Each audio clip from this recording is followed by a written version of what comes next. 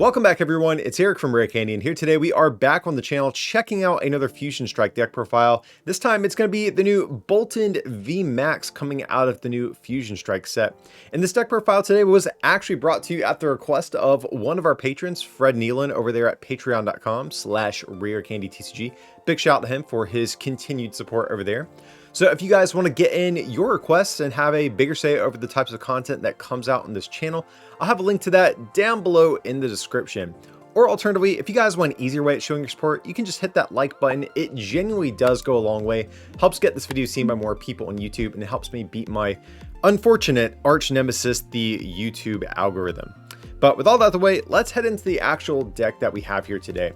So even though this is a Boltund VMAX deck, we are playing Flaaffy in here as well. So we do need 4 copies of Mareep.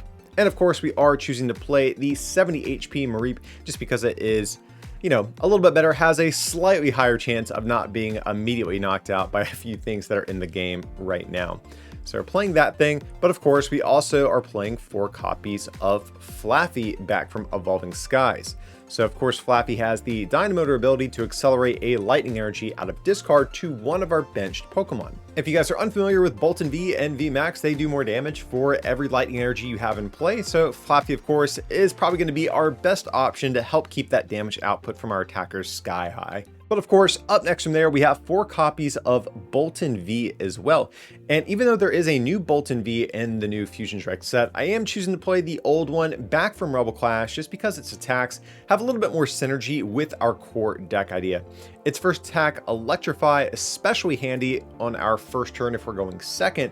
We can accelerate 2 lightning energies from deck to our benched Pokemon. And its Bolt Storm attack for a lightning and colorist is 10 plus 30 for every lightning energy that we have in play. So Boltund V, actually not a bad starting Pokemon, and actually kind of a half decent attacker in its own right. And like I said, I think this one has a bit more synergy with our deck than the new one that's about to come out.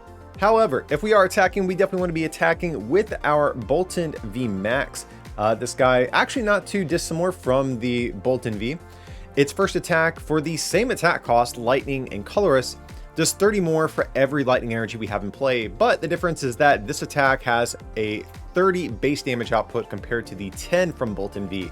So I do wish that base damage output would have been a little bit higher, but nevertheless guys, we gain some more HP when we evolve, and we do a little bit more damage in the process as well. Boltund V also does have another attack at disposal for 2 lightning and a colorist is 230, and then it can't use that attack on the following turn. So this attack sometimes can be okay, like maybe in the early game against stuff like Zacian V before we have a lot of energy in play, this can be useful, but most of the time we just want to rely on this first attack instead, since we basically don't have a damage cap and theoretically can one-shot anything in the game with it. But even though Boltund VMAX is going to be our heaviest hitting Pokemon that we have in the deck, we still have a couple of backup attackers in here as well. The first one is going to be Vikavolt V. So Vikavolt V, we are choosing to play this for the Paralyzing Bolt attack for a Lightning and Colorless energy does 50, and your opponent can't play item cards from their hand on their next turn. You know, Vikavolt does have another attack for an additional lightning energy. You can do 190 and discard your energy, but I think Paralyzing Bolt is really the primary attack we want to focus on.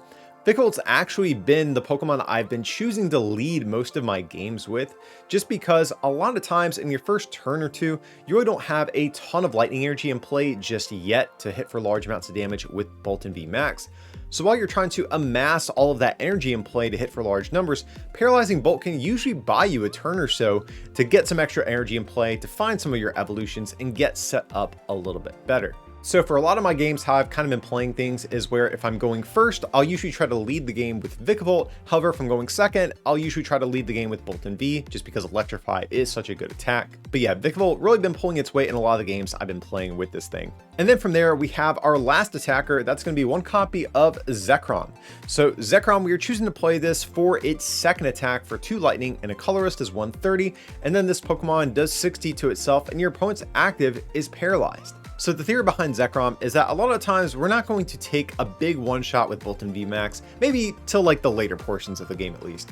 So what we can do is we can come in with Zekrom, get in the first hit, soften up our opponent, paralyze them, and then if they can't move, we pivot into our Boltund VMAX to finish them off on the following turn. Now, while it's true that sometimes your opponent is going to have a switch and they can just get out of this, especially with a lot of decks running around with the Inteleon engine, they can sort of find those switches. usually when they want them. It's still nice to get in an early hit with Zekrom, just to soften up our opponent, even if they do switch and take a knockout on it. It only gives up 1 prize, so we really don't mind giving this guy up if it means getting him some chip damage against our opponent. And then from there, we have 1 copy of Crobat V to round out our Pokemon. So we don't really want to play too many like bench sitting support Pokemon just because Flaaffy is going to eat up a lot of that bench space already.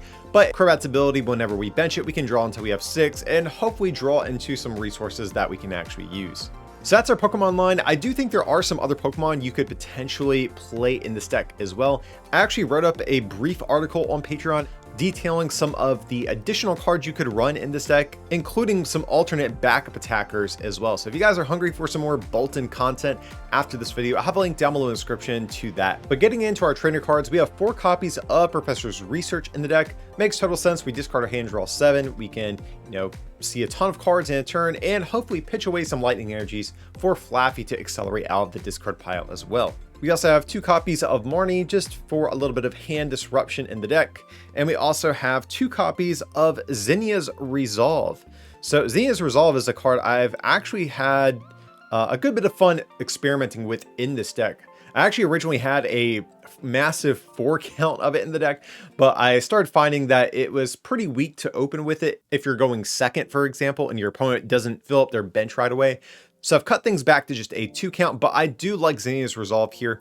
We have to discard 2 cards from our hand to play it, but then we draw equal to the amount of Pokemon our opponent has in play. So just another way we can pitch away those lightning energies and get some pretty decent draw in the process. And from there, we also have 3 copies of Boss's Orders to round out our supporter cards, just to switch our opponent's active with something on the bench, choose what we might want to take knockouts on. And as you would expect, our stadium of choice for this deck is going to be 3 copies of Stormy Mountains, because we can search our deck for a basic lightning or dragon Pokemon, for that matter, and put it onto our bench. So just another way we can help get set up a little bit better, and with stadiums running around everywhere, that also makes this a really good counter stadium just in general. But getting into our item cards, we have 2 copies of Air Balloon in the deck.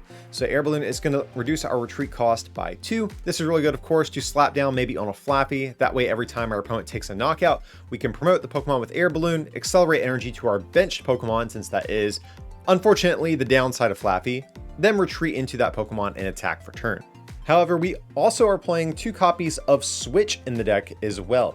Just because a couple of our Pokemon, most notably our backup attackers like Zekrom and Vikavolt, are going to be a little bit more awkward to move out of play whenever we want them on the bench. And unlike other potential Flaaffy partners like Rayquaza VMAX, just as an example, our Pokemon are not discarding their energy generally when they're attacking. So I don't think we need quite as many switching options as some other potential Flaaffy variants out there, just in case you guys might be wondering about the kind of lower count of switching options compared to what we've seen from some Rayquaza VMAX decks. From there, we have 4 copies of Quick Ball in the deck. Definitely our best search card that we have access to. We discard a card from hand, search a deck for a basic Pokemon. Of course, we love the discard effect as well, just because we can toss away lightning energies in the process.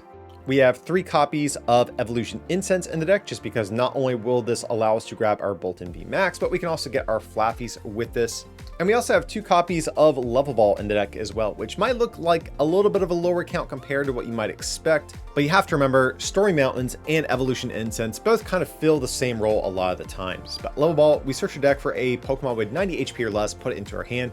Basically means we can search a deck for either Flaaffy or Mareep. And for our last trainer card, we just have 1 copy of Tool Scrapper in the deck. This is going to be more so for some of those 2 prize Pokemon, kind of like Zacian V, or maybe like the new Genesect V. If they have something like a Cape of Toughness on them, it is going to make it a little bit more challenging to take those one-shots that we want to. So Scrapper can be useful in those sorts of instances. And that just leaves our energy for the deck. We have 4 copies of Speed Lightning Energy, of course. So whenever we attach it, it provides lightning energy, but if it's attached to a lightning Pokemon, we draw 2 cards, which is going to increase the consistency and speed of our deck a little bit, as the name, of course, would suggest.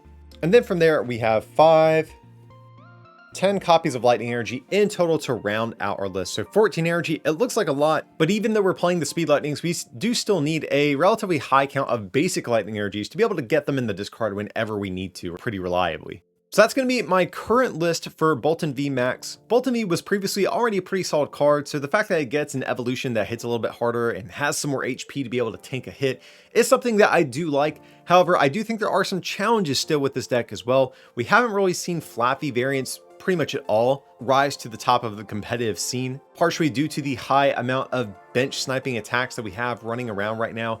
I don't think a whole lot will really change in that regard after Fusion Strike launches, so you are still going to have to be wary of those Rapid Strike Urshifu decks, those Dragapult decks, etc. But with that being said, Boltund is actually a little bit unique since you aren't discarding your energy. If your Flaaffys do get taken out, you're not quite as annoyed by it as you would be with something like Rayquaza, just as an easy example. So definitely some pros and cons to this potential archetype that we have here. But guys, I'm curious your thoughts. What do you think about Boltund VMAX? Do you think this provides enough of a buff for Boltund V to make Flaaffy finally be a force to be reckoned with in the competitive scene? Let me know your full thoughts down below in the comment section about this list and about this archetype just as a whole. And like I mentioned earlier in this video as well, if you're hungry for some more Boltund VMAX content, I also dropped an article on our Patreon discussing some of the other deck building options you could potentially consider for this archetype going forward as well. Link, of course, to that will be down below in the description of this video. But that's going to wrap up today's video. Of course, guys, if you did enjoy, be sure to smack that like button, subscribe, and ring that bell for notifications. That way you'll stay up to date with the rest of my Fusion Strike content. And if you want to take your support to the next level, you can, of course, like I already mentioned, become a patron, or you can pick up some merch over at rarecandytcg.com. But as always, thanks so much for watching, and I'll see you next time.